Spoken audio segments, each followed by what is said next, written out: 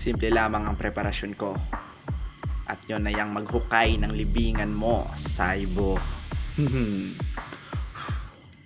At kung pupunahin mo yung pagbabasa ko sa laban, gusto ko lang ipamukha sa'yo na binabasahan ka na, nilalampaso ka pa.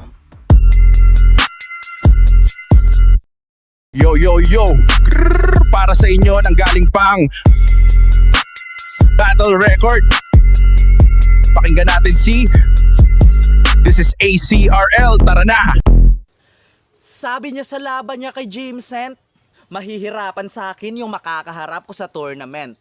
Ulul, shut up man, tandaang ikaw yung nangailangang lumaban pa sa gym para magpalakas. Habang tingin ko sa'yo pang warm up lang, kaya bakit ako mahihirapan? Baliktad yata yung ideya na sa'yo'y magpapalisan, na kung sa atin, ikaw tong kakatapos lang sa gym, meaning di ako yung pagpapawisan, wala kang kwentang kapalitan. Sa aking aksyon, sigurado na dapa ka. Isang beses ka pa lamang sumalang dito, Chong, habang 5-0 na record kong inaangat pa. Anong ako mahihirapan? Maling makampante ka at mag-relax ngayon, bitch. Mamaya na yan. Ako na siyang bahala. Linagay ka naman sa tour na kung saan magbabakasyon ka ng maaga. Etong si Saibo, kawawa. Daming punch kung tumatama. Siguradong ayaw nang umamba ng kaniyang smile. Sa lakas ng hit maglalaho tong si Sai, parang yung Koreanong kumanta ng Gangnam Style.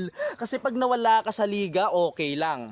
At least, nabawasan yung tangang certified. At tinatapon din naman talaga yung napanis kasi di ka naman pandighay. Tandaan mo, Sai, hindi ikaw gusto kong makaharap. Madaming deserving sa yung slot. Sana aware kang ihimay na aksaya lamang sa oras ko etong elims kasi nga sayang binigay. Kaya ano, Sai? Huwag magyabang. Wala kang quotable lines, ay sos. Kaya kahit gayahin mo pa pag ni-nameplay ko, mahina pa rin iyong pag-use. Yung wordplay mo ngayon sa pangalan kong Manok, what the fuck? Ako'y hindi na amuse habang yung laro ko sa'yo, Saibo, may sapa kaya madali kang na-abuse. Kasi mahina ka. Kaya ba ginagaya mo ko? Para makaiwas sa masakit na kutya? Isipin nyo, ako lang nakamaskara dito pero nang sumali siya, nagtakip din sa muka. Napilitan ka lang magmaskara para pag natalo di mapahiya, sige ipakita pagiging bading mo bano. Habang ako sadyang nagtakip para ipamukha ang galing ko sa'yo. Nagtakip ako dahil mga estudyante ko nakaabang palagi sa mga battle ni Aris. Napilitang magpalit pangalan TNM upang di nila matutunan paano mambaboy ng labis. Habang ikaw, peke yang tapang. Dahil ang rason ng maskara ay kahinaan. Binalot buong ulo kasi walang dilang matabel. Habang maskara ko kalahati lamang upang ipakitang di duwag at taas noo sa napiling karakter. Kasi tangina ng maskara mo. Damit na amoy ang hit. Matatawag ba yan na astig? Pota di yata. Ang pangit ng definisyon nyo ng salitang astig sa Laguna. Pormang Bisaya, tangina neto ni Saibo dugyot. Halatang walang pera kaya dito naglalahok na kisentro. Ang kaso hindi ka ninja o hip-hop, mukha kang maghahakot ng semento. Kasi yung figura mo, pantanga, mata lamang kita. Hoy, di mo to masisindak sa katauhan na bitin. Yung kaharap mo, pumapalag ngipin sa gipin. Di mo pwedeng makuha sa tingin yung kabobohan mo. Ang sakit sa mata. Paano mananalo kung pagkawak sa yung rap na hulmamen? At kung tanging ay mo lang kaya mong pakita, malamang ay drop ka sa tournament. Yo yo yo, para sa inyo nang galing pang Battle Record. Pakinggan natin si This is ACRL, tara na. Yo, check!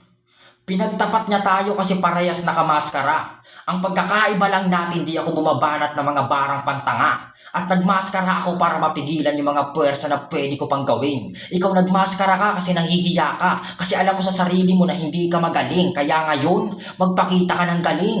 Para naman ikaw yung tanghalin sa tuktok. Kasi mga bara mo malamya.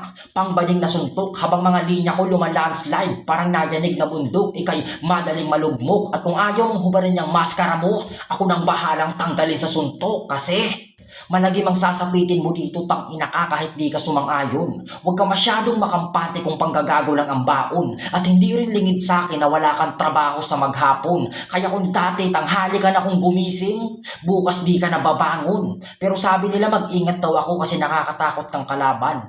Huwag nga kayo masyadong papansin. Delivery pa lang lamang na ako sa'yo kahit ilang beses ihambing. Kasi banu ka na nga sa bara. Sobrang pangit pa ng boses, pati sa gigil salat din, at huwag kang pigiling angat men. Kasi kahit malakas pa yung boses mo pagdating sa Diyos, ang yung himig malambing. Pero bakit? Matapang ka ba talaga? Ha? Di porket Bisaya ka, matatakot mo na ako. Yung kaya mo lang angasan mga tauhan sa fast food, kaya wag kang umasa na kung sino mas gago. Kasi nakaaway mo yung crew ng Mang Inasal, di ba? Dahil akala mo mali yung trato, pero yung resulta, bungitong gago. E paano ba naman humingi ng only rice kahit puti yung plato? Kaya ang masasabi ko sa kalaban ko, dakilang tanga. Sa mga di nakakaalam, since birth na siyang tanga. Ang tibay, di ba? Tapos pagdating naman sa battle, puro chismis yung linya sa kada bira. Imbis gumawa siya ng tula, mas piniling ungkatin yung buhay ng iba. Kesyo, tinalo ka ni ganyan, tinalo ka ni ganto, iniwan kayo ng magulang, broken family kayo. Nung napanood ko yung dalawang battle mo dito, yung nasabi ko, mahina. Puro chismis tsaka issue makikita. Akala ko tuloy nanunood ako ng balita. Hoy Bisaya, ayusin mo yung estilo mo kung ayaw mo makarinig ng maraming kantsaw. Hindi yung para sa panalo kung kani-kaninong issue ka makikisawsaw. Tapos pagkatapos ng laban sasabihin batilan daw para sa boto naging balimbing. Sino ka? Si Manny Pacquiao? At paalala lang, hindi palaruan tong pinasok mong silid. Kahit mainit dito yung tagpo, mararanasan mong inig. Pagkadukot ko sa mata, sabay karit sa liig. Sige ngayon ka maghanap ng tulong habang gamit yung bibig. Pero congrats, oo congrats. Kasi yung pasigaw-sigaw mo sa battle, magagamit mo na chong. Bakit? Simple lang yung dahilan. Nasa panganib ka ngayon.